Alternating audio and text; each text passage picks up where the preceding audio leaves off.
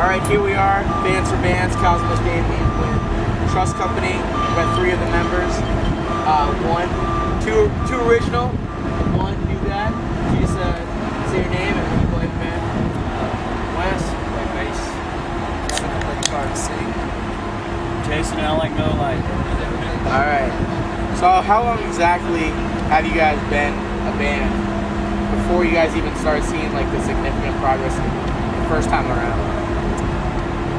Me and Kevin been playing together since '94, so 17 years. Actually, just me and him 17 years. And we started, this project was originally called 41 Down. Yeah. Started in 97. And then you guys changed it because of like Sum 41 or something? Sum 41, yeah. Well, not because of them not in because of particular. them. Not because they said so, but like we were being confused with something. Okay. And everyone, like, growing up directors and stuff, couldn't remember that we were 41 Down. They kept saying that Sum 41 Man. Is that new Sum 41 Man? Yeah. So we were like, it's not gonna work. So we changed it.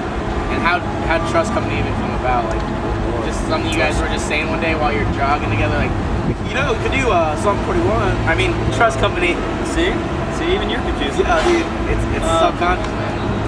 Yeah, man, it's just, who even knows at this point? It was just basically the label. We're throwing out a bunch of names. We were throwing out a bunch of names. The problem is that when you're trying to find a band name, it's definitely the hardest thing in the world. Your list can compile of so many names.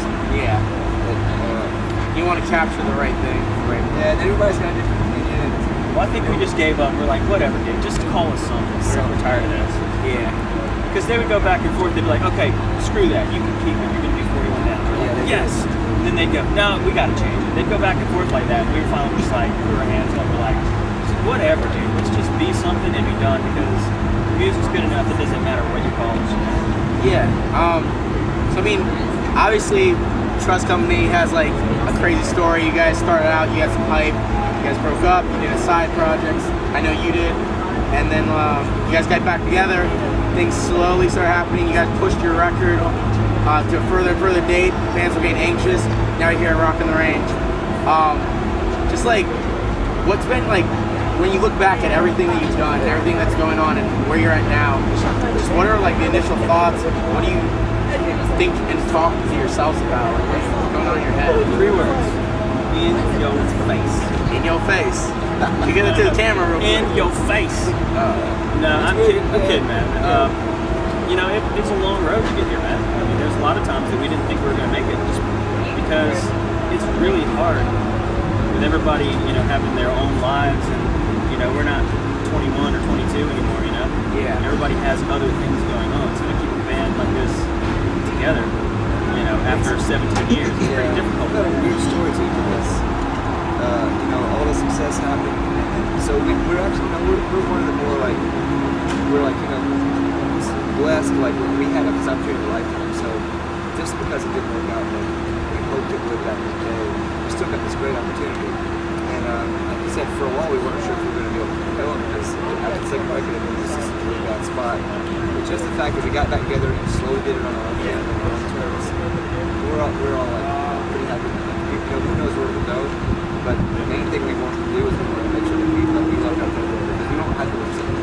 It was filled with so much, and like, go back and do this. It was rushed. The whole thing was just kind of a bad experience for us. Not even kind of a bad experience. So we wanted to get that together. We do it on our terms. Make sure that Yeah. We are not just a party. I mean, I was probably like 10 years old when you guys were blowing up the first time.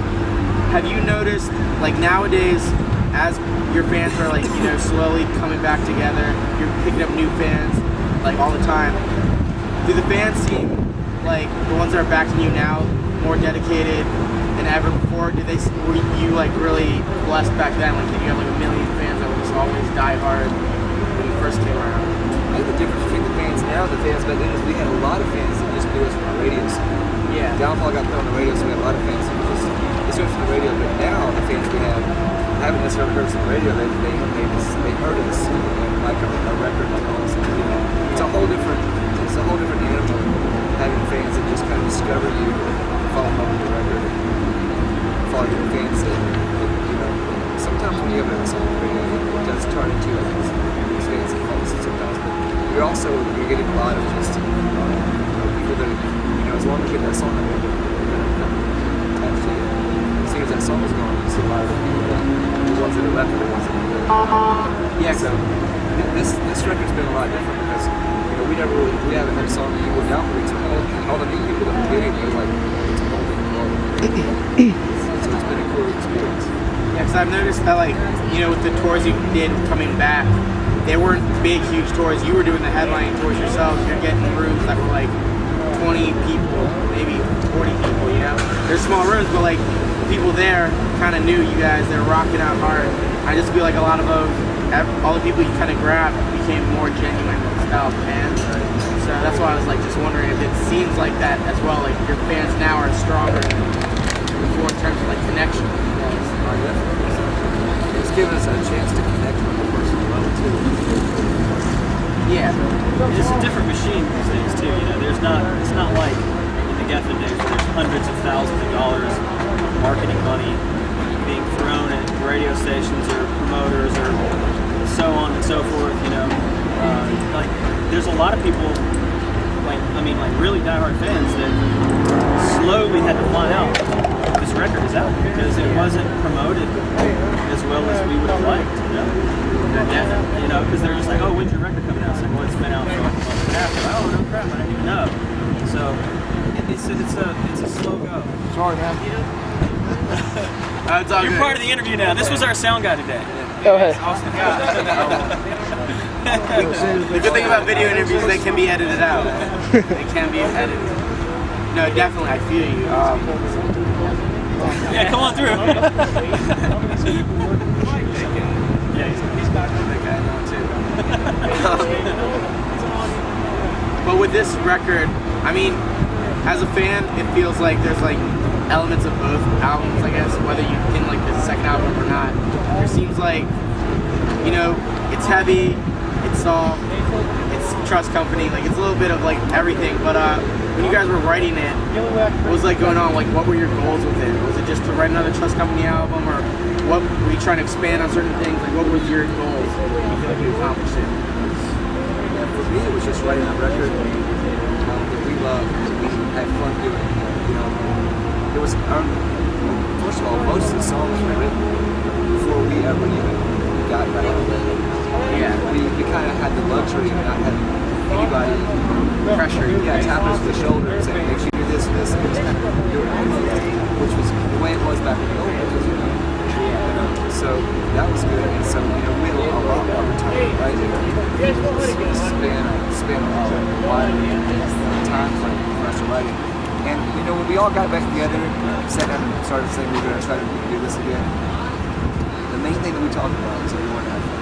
Yeah. Because, and I've said it a million times, but we really lost that the whole second record.